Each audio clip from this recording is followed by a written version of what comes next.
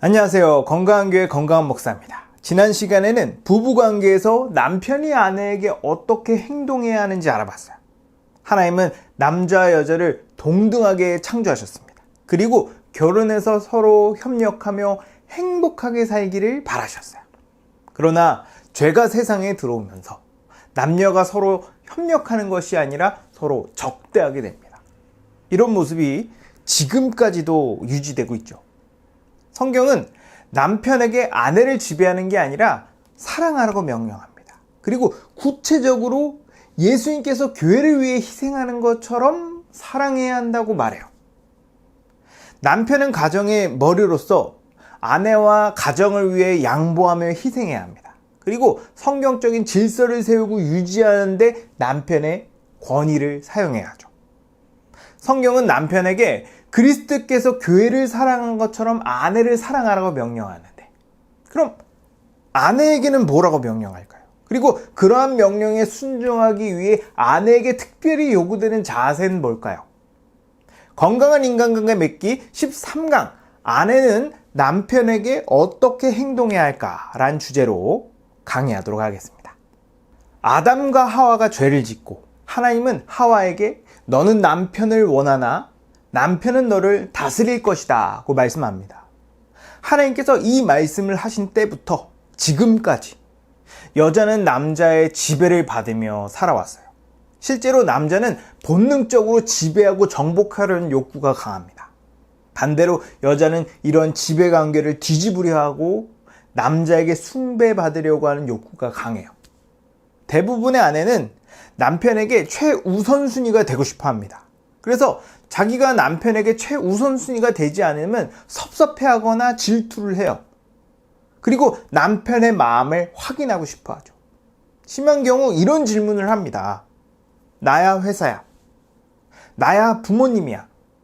나야 하나님이야? 둘 중 하나 선택해. 극단적으로 표현했지만 이렇게 사랑을 혼자 독차지하고 싶어하는 욕구는 죄의 저주이자 죄의 흔적입니다. 이런 행동 이면에는 사랑에 대한 일종의 두려움이 있는 거예요. 옛날이나 지금이나 여자는 결혼하면 임신 또는 육아로 인해 남자처럼 일하거나 일자리를 구하기가 어렵습니다.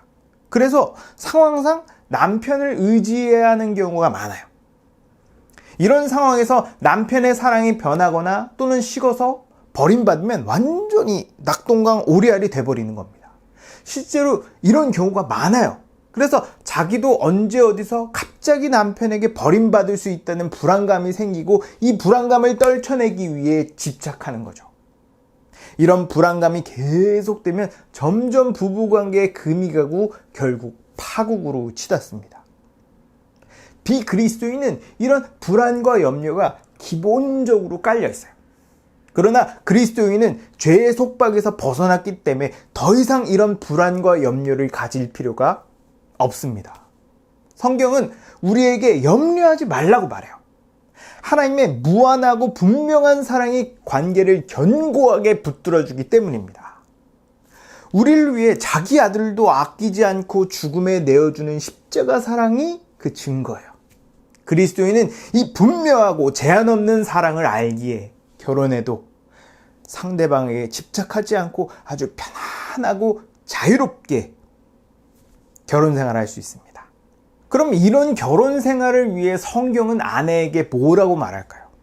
에베소서 5장 22절을 보면 아내들이여 자기 남편에게 복종하기를 죽게 하듯 하라고 명령합니다. 많은 여성들이 이 명령을 굉장히 불편해요. 왜 여자만 복종해야 하는 거죠? 아니요, 여자만 복종하지 않습니다. 성경은 아내들에게 복종하라고 명령하기 전에 그리스도를 경외함으로 피차 복종하라고 먼저 말해요. 부부는 서로 사랑해야 하고 피차 복종해야 합니다.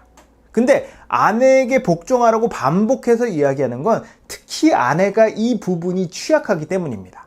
반대로 남편에게 사랑하라고 명령하는 건 남편이 이 부분을 잘 못하기 때문이에요.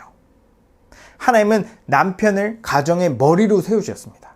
남편이 잘났든 못났든 무능하든 유능하든 하나님은 남편에게 가정의 기반을 다지고 질서를 세우는 역할을 맡기셨어요. 그리고 아내에게는 남편이 이 일을 잘 수행할 수 있도록 돕는 역할을 맡기셨죠. 이 역할을 잘 감당하기 위해 요구되는 태도가 남편의 권위를 인정하고 존중하는 겁니다. 근데 이 세상에 완벽한 사람은 없어요.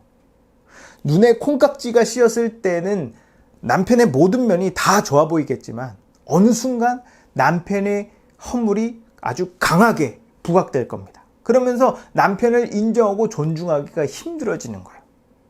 대부분의 아내들이 남편을 인정하고 존중해야 한다는 말에 동의할 겁니다. 근데 한편으로는 이런 생각이 들 거예요. 존중할 만해야 존중하지. 나도 좀 존중했으면 좋겠다. 남편을 존중하고 남편에게 순종하는 것이 말처럼 쉽지 않습니다. 하나님의 은혜가 필요해요. 그럼 어떻게 남편을 존중하고 그 권위에 순종할 수 있을까요? 상대방의 연약함을 보지 말고 나의 연약함을 보십시오. 만약 제가 왜 남편을 존중하지 않습니까? 왜 남편의 뜻에 따르지 않나요? 라고 물어보면 많은 사람들이 아마 수백 가지 이유를 대면서 그렇게 하지 못한 이유를 얘기할 거예요. 그럼 예수님은 그런 우리에게 이렇게 말씀하실 겁니다. 다른 사람의 눈에 띄는 그렇게 잘 보면서 왜 네 눈에 들보는 보지 못하느냐? 다른 사람은 중요하지 않습니다. 하나님은 내가 하나님 말씀에 순종하는지를 보세요. 다른 사람 탓을 하면서 순종하지 않는 건 결국 하나님 말씀에 순종하지 않겠다고 말하는 것과 다르지 않습니다. 물론 먼저 남편이 아내를 사랑하는 것이 순서적으로 맞아요. 하지만 남편이 먼저 사랑을 안 했다고 나도 똑같이 순종하지 않겠다고 하는 건 불에 기름을 끼얹는 행위입니다. 악순환을 가속화시키는 거예요. 지혜로운 아내는 남편이 아무리 못나고 아무리 무능해도 남편이 선하고 옳은 결정을 할 수 있도록 옆에서 도와줄 수 있는 사람입니다. 그 시작이 남편을 인정하고 존중하는 태도예요. 그럼에도 불구하고 정말 남편을 인정하고 존중하기 힘들다면 하나님께서 나에게 베푸신 은혜와 사랑을 묵상하십시오. 남편으로부터 사랑을 받지 못하면 남편을 존중하거나 그 권위에 순종하기 어려울 거예요. 그러나 그리스도인은 남편의 사랑에서 힘을 얻는 게 아니라 하나님의 사랑에서 힘을 공급받습니다. 사람에게 받을 수 있는 사랑의 정도는 한계가 있어요. 그리고 아무리 사랑을 많이 받아도 항상 부족함을 느낄 겁니다. 하나님은 무한하신 분이셔서 그분의 사랑은 남편이 미처 채우지 못한 사랑까지 전부 채우고 남아 돌아요. 우리를 위해 자기 아들도 아끼지 아니하신 사랑을 묵상하면 그 사랑에 감복하여 하나님의 뜻에 순종하고 싶어하는 마음과 열정이 스물스물 올라옵니다. 비록 남편이 여러모로 부족하지만 하나님의 뜻에 순종하는 마음이 더 강하다 보니 남편을 존중하고 그 권위에 순종하는 것이 그렇게 어렵지 않아요. 그럼 남편의 모든 말에 순종해야 하나요? 아니요, 그렇지 않습니다. 남편이 비윤리적이고 비성경적인 말이나 요구를 하면 그것에 반대하고 거부할 수 있어요.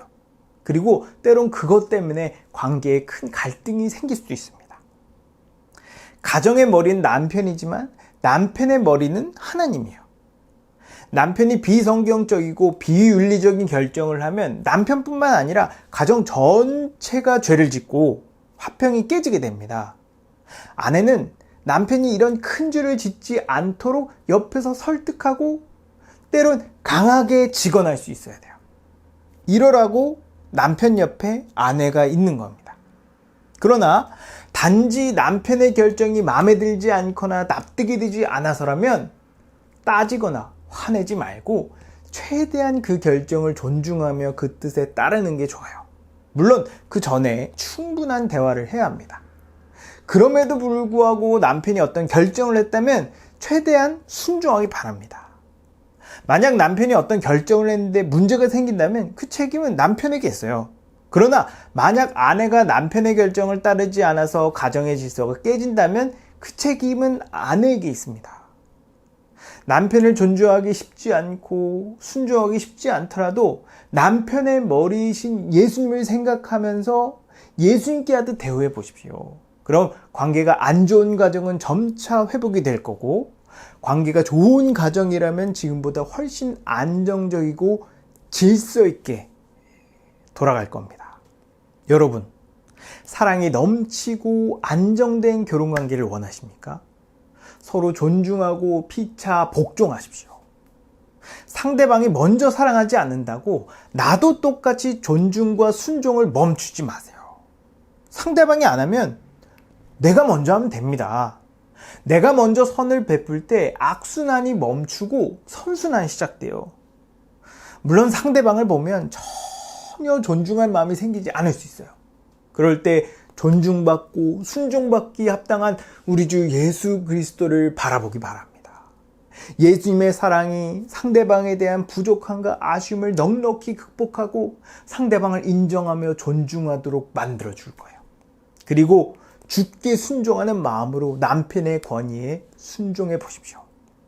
불안정했던 결혼관계가 어느새 안정되며 튼튼한 관계로 변화되어 있는 것을 발견할 겁니다. 여러분 모두가 서로 존중하고 피차 복종함으로 이 세상 그 어디에도 누릴 수 없는 하나됨과 친밀함을 누리기를 주님의 이름으로 축복합니다.